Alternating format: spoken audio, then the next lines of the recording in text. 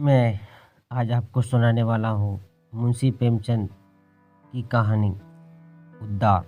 आजकल विवाह से जुड़ी प्रथाएं इतनी चिंताजनक हो गई हैं कि कुछ भी समझना मुश्किल हो जाता है। इसमें सुधार जरूरी है, लेकिन कम ही लोग ऐसा कर पाते हैं। ऐसे कम ही माँ बाप होते हैं जो 7 बेटों के बाद भी एक बेटी होने पर उसे प्यार से रखते हैं। जैसे ही एक बेटी पैदा होती है वो उसकी शादी की चिंता में डूब जाते हैं। दुनिया में इस तरह के माँ बाप भी हैं जो बेटी की किसी वजह से मृत्यु होने पर खुश होते हैं। उन्हें लगता है कि उनके सिर से परेशानी टल गई। इन सब की वजह दहेज जैसी कुप्रथा ही है। दहेज की रकम दिन ब दिन इतनी बढ़ती जा रही है कि लोग लड़की के विवाह के नाम से ही घबराने लगे हैं। पता नहीं कब यह खत्म होगा।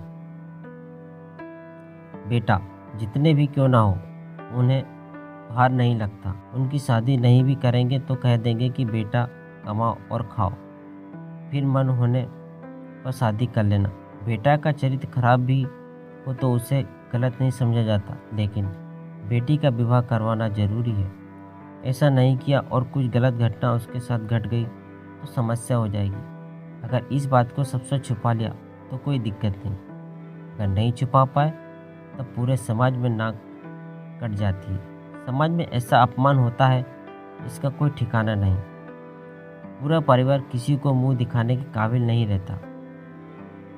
दुख की बात यह है कि जिन माँ बाप को अपनी बेटी की शादी में दहेज के कारण लाखों परेशानियां झेलनी पड़ती हैं, वो अपने बेटे के विवाह के समय इन सबको भूल जाते हैं। वो अपने बेटे की शादी के लिए दहेज लेना बिल्कुल नहीं भूलते।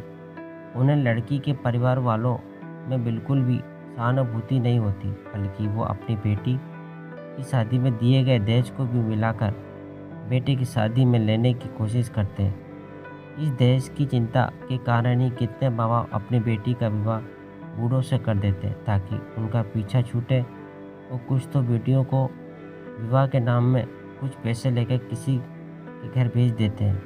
गुलजारी लाल भी एक ऐसे ही पिता थे जिन्हें अपनी बेटी की शादी की चिंता खाई जा रही थी। यूँ तो उनकी आर्थिक स्थिति ठीक थी और वो महीने में 200 से 250 रुपये आसानी से कमा लेते थे। 2 बेटे भी थे जिन्हें पालना था। ऊपर से बेटी के बड़े होने की टेंशन अलग। बेटी की शादी करने के लिए अच्छा घर भी चाहिए। होते होते एक दिन गुलजारी लाल को एक पढ़ा लिखा योग्य लड़का मिला। उसके पिता आबकारी विभाग में नौकरी करते थे। इन सब के बारे में गुलजारी लाल ने अपनी पत्नी से बात की। फिर उसने कहा कि परेशानी बस ये है कि लड़का शादी नहीं करना चाहता है। उसके पिता ने उसे बहुत समझाया, लेकिन वो किसी की नहीं सुनता। उसने कहा है कि वो जीवन में कभी शादी नहीं करना चाहता। समझ नहीं आ रहा है कि वो शादी से इतनी नफरत क्यों करता है। गुलजारी लाल की पत्नी ने कहा कि एक दिन उसे बुलाकर अकेले में बात कर लो। उसने पत्नी को बताया कि बुलाया था मैंने। काफ़ी देर तक कारण पूछा, लेकिन वो कुछ नहीं बोला। मैंने रोते हुए उससे आखिर में पूछा तो वह वहाँ से चला गया। वह भुनभुनाते हुए बोलने लगी कि बेटी की वजह से पता नहीं क्या सब दिन देखना पड़ेगा। गुलजारी लाल बोला, नहीं, इस जमाने के लड़के होते ही ऐसे। पढ़ लिख कर उन्हें पता नहीं क्या हो जाता है कि वो ज़िंदगी भर अविवाहित रहना चाहते हैं। वो आज़ाद अकेले ही रहना चाहते हैं, इसी में अपनी खुशी समझते हैं। पत्नी बोली, बात बिल्कुल सही है। अगर तुमने शादी ना की होती तो ये सारी चिंताएं ना होती, हम सब खुश होते। कुछ वक्त गुजरने के बाद गुलजारी लाल को विवाह के लिए मना करने वाले लड़की की तरफ से एक पत्र आया। उसमें लिखा था, अंकल प्रणाम, मैं आपको यह खत काफ़ी दुविधा में लिख रहा हूँ। आपके द्वारा मेरे घर रिश्ता लाने के बाद से ही माता पिता मुझ पर शादी का खूब दबाव बना रहे हैं। माँ रोती है तो पिता नाराज़ है। उन्हें लग रहा है कि मैं जिद की वजह से शादी नहीं कर रहा हूँ, लेकिन मैं इसकी असली वजह उन्हें नहीं बता पाता हूँ। अगर उन्हें पता चला तो हो सकता है कि उनके प्राण निकल जाएं। आज मैं अपनी इस गुप्त बात के बारे में आपको बता रहा हूँ। इसे राज ही रखिए। किसी भी तरह माँ बाप को यह बात पता नहीं चलनी चाहिए। मुझे लग रहा है कि 5-6 महीनों से मुझे क्षय रोग यानी टीबी हो गया है। उसी के लक्षण मुझे खुद में दिखाई दे रहे हैं। जांच में भी यह स्पष्ट हो गया है कि मैं अधिकतम 2 साल तक ही जिंदा रह सकता हूँ। ऐसे में अगर मैंने शादी कर ली तो मेरी पत्नी को और बच्चा होने पर उसे भी यह बीमारी लग जाएगी। अभी मैं खुद इस रोग की पीड़ा को झेलता हूँ। विवाह कर लिया तो सबको दुख होगा। अब मेरा आपसे अनुरोध है कि मुझे किसी तरह के बंधन में मत बांधिए। सेवक हजारी लाल। चिट्ठी पढ़ने के बाद गुलजारी लाल ने अपनी पत्नी से पूछा कि तुम्हें क्या लग रहा है। उसकी पत्नी ने कहा कि मुझे लगता है कि ये बहाना बना रहा है। मुझे भी ऐसा ही लगता है। बीमार इंसान वैसा नहीं दिखता जैसा वो दिख रहा था। जवाब में गुलजारी लाल बोला। पत्नी बोली, ठीक है, अब भगवान का नाम लेकर शादी कर दो, जो होगा देखा जाएगा। गुलजारी लाल ने कहा, मैं भी ऐसा ही कुछ विचार कर रहा हूँ। गुलजारी लाल की पत्नी ने फिर कहा कि एक बार आप डॉक्टर को ही दिखा दीजिए। ऐसी बीमारी हुई तो बेटी अम्बा के साथ बुरा होगा। गुलजारी एकदम बोल पड़ा, अरे तुम इन नौजवान लड़कों को नहीं जानती हो, ये सब ऐसे ही बोल रहा है। पत्नी बोली, फिर जल्दी से शुभ मुहूर्त निकालकर इनका विवाह करवा देते हैं। इतना सब बताने के बाद भी जब हजारी लाल का विवाह तय हो गया तो उसे बड़ी हैरानी हुई। उसके मन में हुआ कि अब मैं क्या कर सकता हूँ। फिर उसके दिमाग में हुआ कि डॉक्टर का पर्चा इन्हें भेज देता हूँ, लेकिन तब लगा कि नकली पर्ची बनाना भी मुश्किल नहीं होता। ऐसे में वो मेरा विश्वास कैसे करेंगे। उसने सोचा कि सब कुछ जानते हुए भी मैं विवाह करके उस लड़की को विधवा नहीं बनने दे सकता हूँ।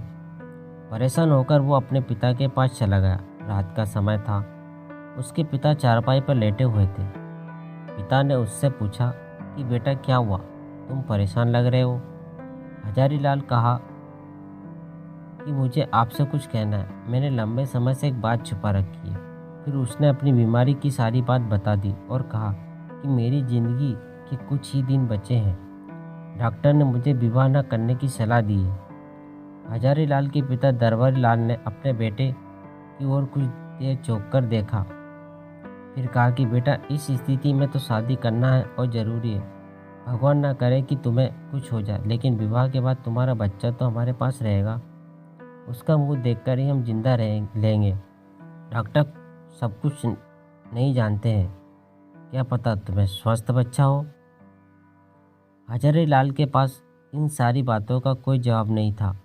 वो चुपचाप अपने कमरे में आकर लेट गया। 3 दिन बीत गए, लेकिन वो कुछ नहीं कर सका और बारात की तैयारी होने लगी।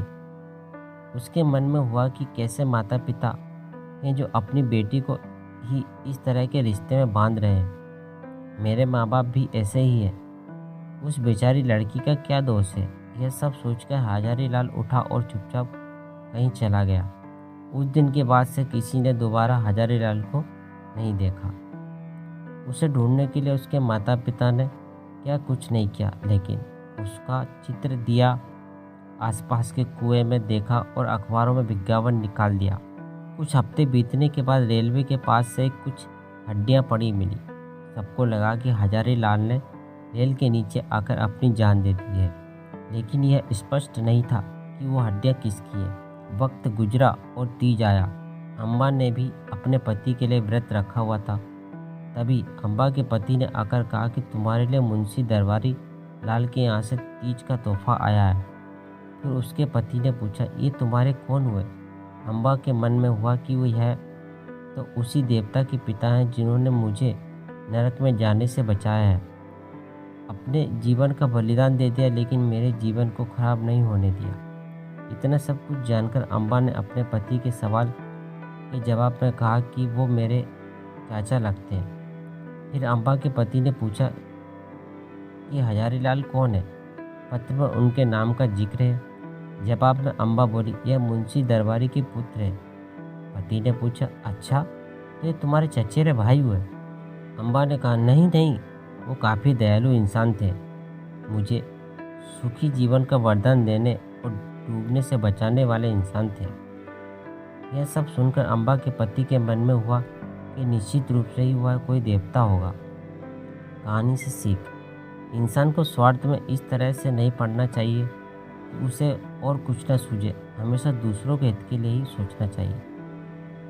कहानी अच्छी लगी हो तो वीडियो को लाइक करें, चैनल को सब्सक्राइब करें और बेल आइकन को भी प्रेस करें।